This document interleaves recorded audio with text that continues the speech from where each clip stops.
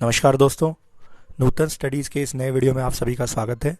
आज इस वीडियो में हम देखेंगे फाइनेंशियल प्लानिंग जो आप खुद घर बैठे कर सकते हैं, उस सीरीज़ के पार्ट 3 के बारे में, जिसमें हम देखेंगे आपके लाइफ के क्या गोल्स हैं और किस तरह से उसे सेट किया जा सकता है, क्या क्या क्राइटेरियाज हों जिसके थ्रू आप उन गोल्स को सेट कर सकते हैं।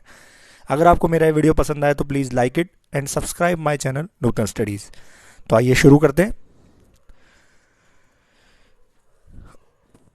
वीडियो को शुरू करने से पहले मैं बताना चाहता हूँ कि इस सीरीज़ के पहले पार्ट में हमने डिस्कस किया था मंथली एक्सपेंसेस के बारे में, किस तरह के आपके एक्सपेंसेस हो सकते हैं, क्या क्या कैटेगरीज होती है आपके मंथली एक्सपेंसेस में, क्या क्या कैटेगरीज जनरलाइज्ड वे में होनी चाहिए, वो उन सब की डिटेल्स के बारे में।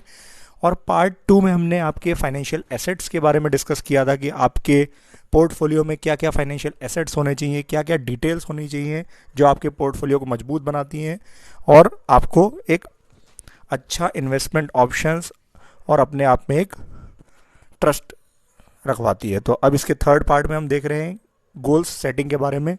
तो गोल सेटिंग एक बहुत ही इंपॉर्टेंट क्राइटेरिया है। जनरली हम इंडिया में देखते हैं कि लाइफ गोल्स को सेट करने की प्रायोरिटी जो है वो नहीं दी जाती। जनरली लोग ऐसा नहीं सोचते कि हमें लाइफ के क्या गोल्स रखने हैं, फ्यूचर में किस पॉइंट को, किस चीज़ को ज़्यादा इंपॉर्टेंस देनी है और उसके लिए किस तरह से अपने फाइनेंशियल्स को मजबूत बनाना है।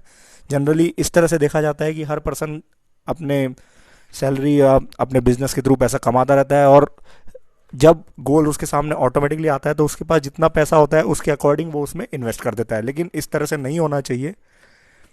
जैसा मैं बता रहा हूँ कि अगर आप अच्छे तरह से सैलरी कमा रहे हैं और अगर आपने अच्छे से गोल सेट नहीं किए हुए हैं तो ऐसा हो सकता है कि कभी ज़रूरत पड़ने पे आप अपने गोल्स को मैनेज करने में दिक्कत महसूस करें। तो उसके लिए गोल जो है उसको सेट करने की प्रायोरिटी देनी चाहिए और साथ ही साथ गोल को कैलकुलेट करते वक्त ये ध्यान रखना चाहिए कि जो भी गोल आप अपने लाइफ के लिए सेट कर रहे हैं उसमें आप उसकी करंट वैल्यू को देखते हैं जनरली, लेकिन करंट वैल्यू नहीं देके फ्यूचर वैल्यू देखनी चाहिए। जैसे अगर मैं बात करूं अपने बच्चों के एजुकेशन के लिए, तो आप अगर एजुकेशन में इंजीनियरिंग की बात कर रहे हैं, अगर आप 10 लाख रुपए इस वक्त सोचते हैं कि आपको इंजीनियरिंग कंप्लीट करने के लिए लगेंगे, तो आने वाले 15 साल के बाद उस 10 लाख की वैल्यू क्या रहेगी वो आपको इसमें कैलकुलेट करना है, फ्यूचर वैल्यू को। तो सबसे पहला क्वेश्चन जो मैं आपसे पूछना चाहता हूँ वो ये है कि क्या आपके लाइफ के क्या मेन गोल्स हैं, इसके बारे में कभी आपने डिस्कस किया है? कभी आपने अपने लाइफ पार्टनर से या खुद से ही कभी बैठ के सोचा है कि क्या आपके लाइफ के गोल हैं? ये बहुत ही बड़ा क्वेश्चन है और ये बहुत लोगों को कंफ्यूज करता है। दूसरा क्वेश्चन है कि अगर आपने गोल्स जो है उनको आइडेंटिफाई कर रखा है तो क्या आपने सभी छोटे और सभी बड़े गोल्स, जितने भी तरह के आपको फ्यूचर में पैसों की रिक्वायरमेंट है, उन सभी गोल्स को आपने अच्छे से इस लाइफ गोल में इंक्लूड किया हुआ है या नहीं किया हुआ है? ये भी एक बहुत इंपॉर्टेंट क्वेश्चन है जिसमें लोग बड़ा चकमा खा जाते हैं और कई बार ऐसे गोल्स को वो भूल जाते हैं जिसकी वजह से बाद में उनको अपने फाइनेंशियल को मैनेज करने में बहुत दिक्कत होती है। और तीसरा क्वेश्चन है कि आपके जो भी गोल्स हैं वो किस टाइप के हैं और किस कैटेगरी में फॉल करते हैं। तो ये सारी चीज़ें अगर आप इनमें कंफ्यूज हो रहे हैं तो ये मेरा वीडियो आप सभी के लिए है। तो आगे आप इसे देखते जाइए। तो गोल कैटेगरीज में हम 3 टाइप की कैटेगरीज को इंक्लूड करते हैं। पहली कैटेगरी है नीड, ऐसे गोल्स जिसकी आपको वाकई में ज़रूरत है और इसे आपको पूरा करना ही है। इनमें क्या क्या चीज़ें हो सकती हैं, जैसे आप अपने रिटायरमेंट प्लानिंग को इसमें इंक्लूड कर सकते हैं। अगर आप कहीं जॉब कर रहे हैं या इवन बिजनेस भी कर रहे हैं तो आप रिटायर्ड होना चाहते हैं और उसके बाद में आपको जिन पैसों की ज़रूरत होगी उसके लिए आपको अभी से उसको मैनेज करना पड़ेगा। दूसरा, आपके बच्चों की बेसिक एजुकेशन हो सकती है ग्रेजुएशन तक की, उसे आप इंक्लूड करना चाहिए आपको इस नीड में।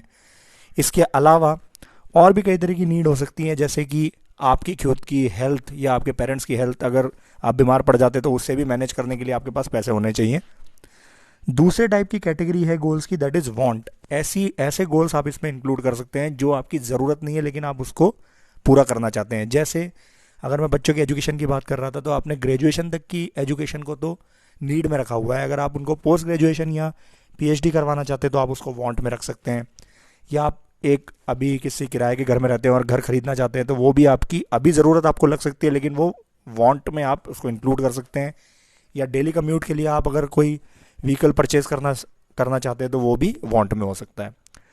तीसरी टाइप की कैटेगरी है दैट इज़ ड्रीम। ऐसी गोल्स आप इसमें इंक्लूड कर सकते हैं जिसकी आपको ज़रूरत नहीं है या जिसे आप अभी पूरा करना नहीं चाहते, लेकिन इन फ्यूचर में आप अपने शौक की वजह से उसे पूरा करना चाहते हैं। उन गोल्स को आप इसमें इंक्लूड कर सकते हैं। जैसे अगर मैं बात करूँ, आप फेरारी परचेज़ करना चाहते हैं, या किसी भी टाइप के गोल्स हो सकते हैं जो आपको ड्रीम में नज़र आते हैं कि भाई ये तो मैं सपने में ही पूरा कर पाऊंगा, तो उन तरह के गोल्स को आप इसमें इंक्लूड कर सकते हैं। फिर हम बात करते हैं गोल के टाइप्स की। तो गोल किस टाइप के होते हैं? जनरली दो टाइप के गोल्स होते हैं। एक होता है शॉर्ट टर्म गोल और दूसरा होता है लॉन्ग टर्म गोल। तो क्या डिफरेंस है इसमें? जनरली 3 इयर्स तक के 3 इयर्स टाइम ड्यूरेशन अगर आपका आज से लेके है और ऐसा कोई गोल है, तो उसको आप शॉर्ट टर्म ड्यूरेशन गोल में इंक्लूड करते हैं, मतलब कि जिनके लिए आपको जल्दी पैसों की रिक्वायरमेंट है। और अगर 3 साल या 5 साल से ऊपर के कोई गोल्स है तो उनको लॉन्ग टर्म गोल्स में इंक्लूड किया जाता है। Generally short term goals and long term goals के फुलफिलमेंट के लिए आप जिस तरह के फाइनेंशियल एसेट्स को चूज़ करते हैं वो इन ड्यूरेशन पे डिपेंड करता है। अगर आप शॉर्ट टर्म गोल्स यूज़ करेंगे तो उसके लिए फाइनेंशियल एसेट्स आपको अलग यूज़ करने पड़ेंगे, लॉन्ग टर्म के लिए आपको अलग यूज़ करने पड़ेंगे। तो जैसा मैं बता रहा हूँ कि ड्यूरेशन ऑफ द गोल जो है वो डिसाइड करता है कि आप किस तरह के फाइनेंशियल एसेट्स में इन्वेस्टमेंट करेंगे। जैसे अगर आप शॉर्ट टर्म गोल में इन्वेस्ट करेंगे तो आप जनरली डेट में ही अपना पैसा लगाएंगे, जैसे कि एफडीज हो सकती है या लिक्विड फंड हो सकते हैं, जिसमें आपको जब ज़रूरत पड़े तब आप पैसा निकाल भी सकें, साथ ही साथ उसमें आपका नुकसान ना हो। और लॉन्ग टर्म ड्यूरेशन के लिए आपके इक्विटी एसेट्स वगैरह, म्यूचुअल फंड्स, इस तरह के एसेट्स रहेंगे। फिर एक बार मैं बताना चाहता हूँ कि आप गोल को कैलकुलेट करते वक्त प्रेजेंट वैल्यू और फ्यूचर वैल्यू, जो भी गोल है आप उसको इंक्लूड करें, फाइंड आउट करें और उसके अकॉर्डिंगली आप अपने फाइनेंशियल एसेट्स को इंक्लूड करें कि किस तरह से आप अपने उस गोल को अचीव करने के लिए कौन सा फाइनेंशियल एसेट यूज़ करेंगे, किस में इन्वेस्ट करेंगे। तो इन सब चीज़ों के बारे में भी हम इन फ्यूचर आगे वाले वीडियोज़ में डिटेल में डिस्कस करेंगे।